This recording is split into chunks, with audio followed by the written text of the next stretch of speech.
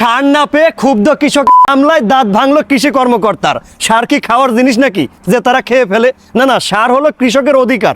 সার যাবে খেতে, সেই সার কোথায় যায় যে কৃষক হামলা করতে হয়?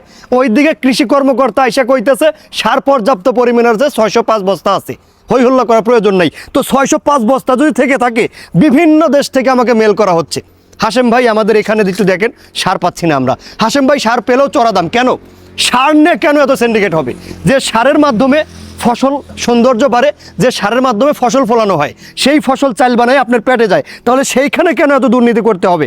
এইখানে কৃষকদের হামলায় কেন কৃষি কর্মকর্তা দাঁত ভাঙবে? না না, কথার তো পয়েন্ট থাকতে হবে ভাই। এই যে দাঁতটা ভাঙা হয়েছে, অযথা অকারণে কোনো বিশৃঙ্খলা সৃষ্টি হয় আপনারা দেখছেন কখনো?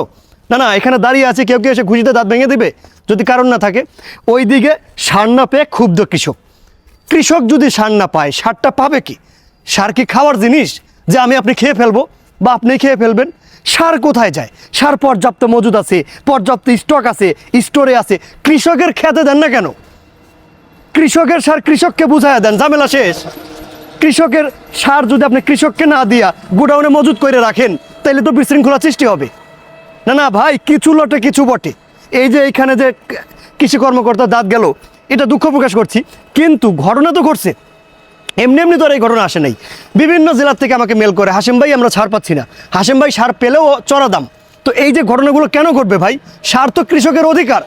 কৃষক সার নিবে, ফসল ফলাবে, সেইটা আমাদের মাঝে পৌঁছায় দিবে, সেইটা আমরা খেয়ে বেঁচে থাকবো। এটাই তো নিয়ম, না কি বলেন? ওই দিকে কৃষক সার পায় না, তো কৃষক যদি সার না পায়, কৃষক ফসলই বা ফলাবে কিভাবে? আমাদের পেটে ভাতই বা যাবে কিভাবে? এই দিকে আপনাদের খেয়াল থাকে না, শুধু খেয়াল থাকে কৃষি কর্মকর্তা দাঁত ভাঙলো কৃষক। কি কারণে, কেন কেন হলো এই ঘটনা, এইটা বিশ্লেষণ করার চেষ্টা করেন।